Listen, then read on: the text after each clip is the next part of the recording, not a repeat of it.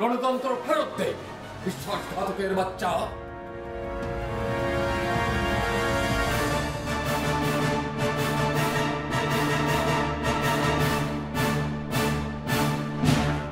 সুপ্রিয় দর্শক, সালাম এবং শুভেচ্ছা। নিউ ইয়র্ক থেকে বলছি ডক্টর শেখ মিজান। আপনারা জানেন, সবার সম্মতিতে গৃহীত নিরপেক্ষ নির্দলীয় তত্ত্বাবধায়ক সরকার ব্যবস্থাটি একচ্ছত্র ক্ষমতালোভী নির্লজ্জ নির্বিবেক শেখ হাসিনা মিথ্যাচার, প্রতারণা এবং গায়ের জোরে বাতিল হয়। অতঃপর 2014 চরম প্রতারণাপূর্ণ নির্বাচন আয়োজন। ওভাবে সে একদলীয় শাসন কায়েম করে, তথা তার বাবা অপূর্ণ স্বপ্ন সম্পূর্ণ। তার দল তাকে সর্বপ্রকার সমর্থন দিয়ে যায়। শেখ মুজিবের বংশধরেরা জনগণের কাছ থেকে এইভাবে গণতন্ত্র ছিনিয়ে নেবার পর তাদের সেই ঐতিহাসিক দুষ্কর্মের প্রতিক্রিয়ায় যখন সারা দেশে আগুন জ্বলছে, তখন মূল দুষ্কর্মের কোনো নিন্দা না করে, সেটি উল্লেখ মাত্র না করে, দেশের তথাকথিত কতিপয় সংবিধান প্রেমী জনদরদী শান্তিকামী বিশিষ্ট নাগরিক যে অবস্থান নেয়, যে বক্তব্য দেয়, তার বিরুদ্ধে ক্ষোভ এবং ঘৃণায় কবিতাটি লিখি। চলুন শোনা যাক কবিতাটি। তোরা কি জানতিস না যে শত শত বছরের সংগ্রামে, লক্ষ লক্ষ প্রাণের বিনিময়ে যে দেশের মানুষ গণতন্ত্র প্রতিষ্ঠা করেছে, তাদের কাছ থেকে গণতন্ত্র ছিনিয়ে নিলে শান্তি চলে যাবে, আগুন জ্বলবে, রক্ত ঝরবে সারা দেশে, নিরীহ মানুষের, গণতন্ত্রকামী মানুষের রক্ত, এদেশের সোনার সন্তানদের রক্ত, সাথে তোদেরও, যতদিন না গণতন্ত্র ঘাতক স্বৈরাচার ধ্বংস হয়। যদি জানতিসই, তাহলে বছরের পর বছর ধরে ওরা যখন দিনের আলোয় নর্তন কুর্দন করে প্রস্তুতি নিল গণতন্ত্র হত্যা, তখন তোরা কি করছিলি? যখন ওরা আলোকিত মঞ্চের উপর গণতন্ত্রের হৃৎপিণ্ডটা ছেড়ে নিল, তখন তোরা কি করছিলি? তারপর যখন মাঝখানে পেরিয়ে গেল আরো একটা গোটা বছর, তখন তোরা আর শান্তিপ্রিয় আন্তর্জাতিক প্রভুরা তোদের কি করছিলি? বিতর্ক শুরু করেছিলি তখন, আগে গণতন্ত্র নাকি আগে উন্নয়ন? আজ যখন মরছে মানুষ, উঠছে নারী, পুরুষ, শিশু, তখন তোরা সকলকে সবক দিতে আসিস দেশের অর্থনীতি পঙ্গু করা জনসেবার পথ নয়, গণনির্যাতন কোনো আন্দোলনের পথ নয়। তখন দলে দলে মানববন্ধন করিস, সোচ্চার নিশ্চয়তা চাস তোদের আয়েসি জীবনযাত্রার, দাবি করিস জনগণ যেন শান্তিপূর্ণভাবে কাজ করতে পারে, আর বলিস দেশের গণতান্ত্রিক প্রক্রিয়াকে ভণ্ডুল করে দেশের গণতন্ত্র সমুন্নত করার কোনো উপায় নেই। যেন গণতান্ত্রিক প্রক্রিয়াটা ভণ্ডুল হলো এইমাত্রই, এর আগে পর্যন্ত যেন ঠিক ছিল সবকিছুই, দেশ যেন চলছিল গণতন্ত্রের পথে। শুধুই দাবি করে চলিস ফিরিয়ে দিতে হবে তোদের স্বাভাবিক জীবনযাত্রার সাংবিধানিক অধিকার, কিন্তু তোরা গণতন্ত্র ফেরত দেবার কথাটা বলিস না একবার, যেন ওটা কোনো সাংবিধানিক অধিকার ছিলই না কখনো। যখন স্বৈরাচারের বিরুদ্ধে অসহযোগিতায় জনগণের স্বতঃস্ফূর্ত শান্তিপূর্ণ সমর্থন প্রদর্শনে তোদের মুক্তিযুদ্ধের চেতনার সরকার প্রমাদ গণে বন্ধ করে দেয় শান্তিপূর্ণ সমাবেশের সকল অধিকার, তারপর জঙ্গিদের উপর দোষ চাপিয়ে জঙ্গি নির্মূলের নামে বিরোধীদেরকে নির্বিচারে হত্যা জায়েজ করার নারকীয় কৌশলে ক্ষমতাসীনরাই বোমা মারে, আগুন ধরায় মানুষের গায়ে। যখন গ্রামের পর গ্রাম জনমানুষকে ভিটে থেকে তাড়ায়, জনগণেরই অর্থে লালিত পালিত সশস্ত্র বাহিনী দিয়ে, শুধুমাত্র সন্দেহের বশে গণসন্ত্রাস সৃষ্টির লক্ষ্য নিয়ে, যখন বিরোধী রাজনৈতিক দলের নেতা কর্মীদের বন্দী করে বিনা বিচারে হাঁটুতে কিংবা বুকে গুলি করে কিংবা গুম করে, তখন তোরা স্বৈরাচারকেই পরামর্শ দিয়ে যাস শান্তি রক্ষার্থে আরো কঠোর হবা, রাষ্ট্রের সর্বোচ্চ ক্ষমতা প্রয়োগ করা, যা যা করা দরকার তার সব কিছু করা।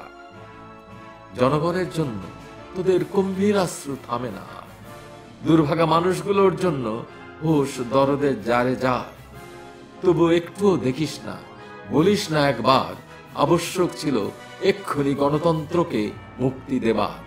সুপ্রিয় দর্শক, নিরীহ মানুষের মৃত্যু দগ্ধ যন্ত্রণা কাম্য নয়। আরো অধিক কাম্য নয় দেশের যেসব সোনার সন্তান জনমানুষের গণতান্ত্রিক অধিকারের পক্ষে রুখে দাঁড়ান তাদের অপমৃত্যু। প্রশ্নটি ছিল সেই সকল মৃত্যু এবং ধ্বংসের মূল দায়টি কার? এরা এই তথাকথিত প্রগতিশীল অসাম্প্রদায়িক মুক্তিযুদ্ধের চেতনাধারী স্বাধীনতার পক্ষ শক্তির বুদ্ধিজীবীরা মূল ক্রিয়াটির দিকে একটি বারের জন্য তাকায়, বরং প্রতিক্রিয়া থেকে ইতিহাস শুরু করে।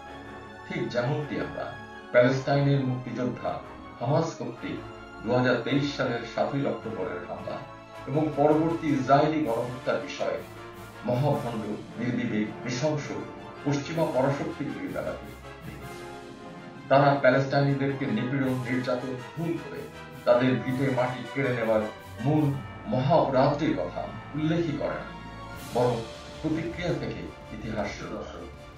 কবিতাটিতে যে ভণ্ড, প্রতারক, সুবিধাবাদী বিশিষ্ট নাগরিকদের কথা বলেছি তারা যুগে যুগে দেশে দেশে বিভিন্ন নামে বিভিন্ন রূপে জন্মায়।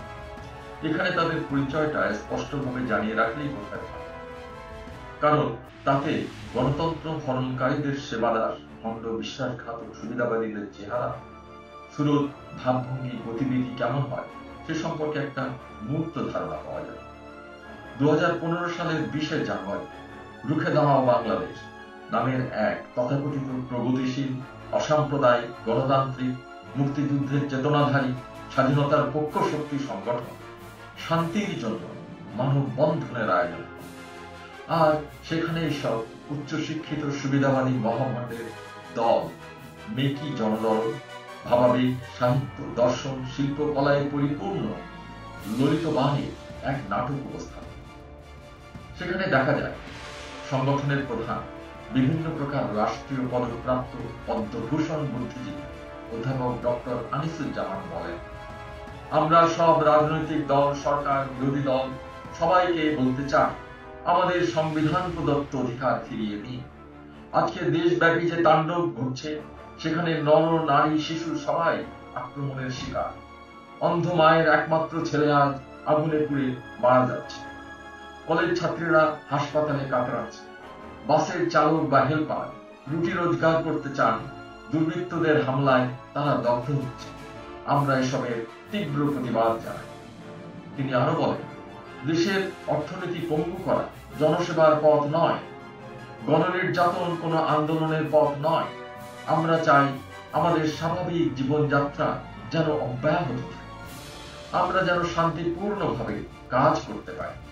এই দাবির মধ্যে কোনো রাজনীতি নেই, এর মধ্যে বেঁচে থাকার অধিকার আছে। আমরা আশা করি রাজনৈতিক দলগুলো আমাদের কথায় কর্ণপাত করবে। দেশের গণতান্ত্রিক প্রক্রিয়াকে ভণ্ডুল করে দেশের গণতন্ত্র সমুন্নত রাখার কোনো উপায় নেই। এই জাতীয় এবং আন্তর্জাতিক পদকপ্রাপ্ত সাহিত্যিক বুদ্ধিজীবীকে কে বোঝাবে দেশের গণতান্ত্রিক প্রক্রিয়া ভণ্ডুল করে কে? খবরটি প্রথম আলোর 21 জানুয়ারি 2015 সংখ্যা 3য় পৃষ্ঠায় নাশকতা বন্ধের আহ্বান বিশিষ্ট নাগরিকদের এই শিরোনামে প্রকাশিত। খবরে আরো লেখা হয়, সাবেক তত্ত্বাবধায়ক সরকারের এক উপদেষ্টা, আইন ও সালিশ কেন্দ্রের নির্বাহী পরিচালক সুলতানা কামাল প্রশ্ন করে বলেন, এই অবরোধ কার বিরুদ্ধে? যে কৃষক ফসলের ডালা রেখে মাথায় হাত দিয়ে বসে আছে তার বিরুদ্ধে? যে শ্রমিক জীবিকার অন্বেষণে বের হয়ে পেট্রোল বোমায় ঝলসে যাচ্ছে তাদের বিরুদ্ধে? যে শিক্ষার্থী শিক্ষার তাগিদে রাস্তায় বের হচ্ছে তাদের বিরুদ্ধে? নাকি আমাদের মতো পেশাজীবীদের যাদের রুটি রুজির তাগিদে প্রতিদিন বের হতে হয়?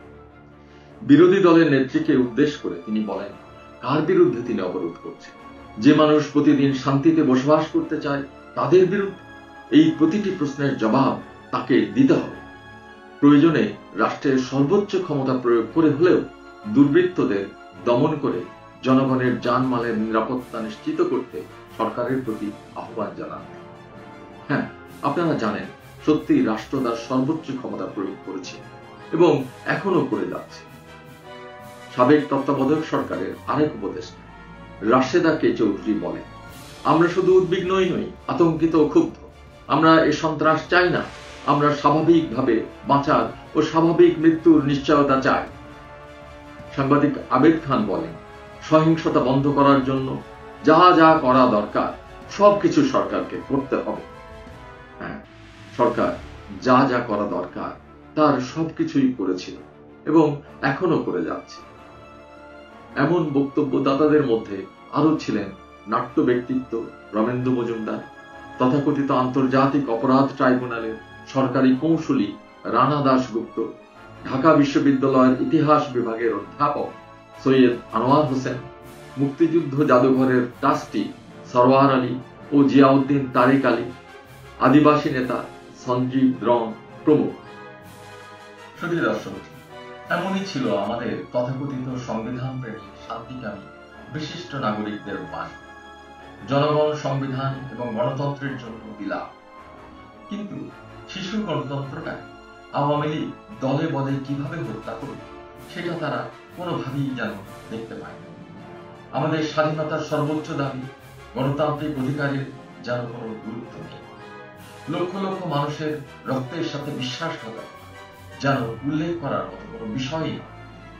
ওরা কোনোদিনই দেখতে পায় 2014 পর আরো দুটি চরম প্রতারণাপূর্ণ জবরদস্তি নির্বাচন চলে যায়, কিন্তু ওই বিশিষ্ট নাগরিকের পাল, তাদের চালাচামুন্ডা বংশধরদের বাণী কিছুমাত্র বদলায় না। মানুষের সমাজে এদের চেয়ে ঘৃণ্য আর কারা হতে পারে।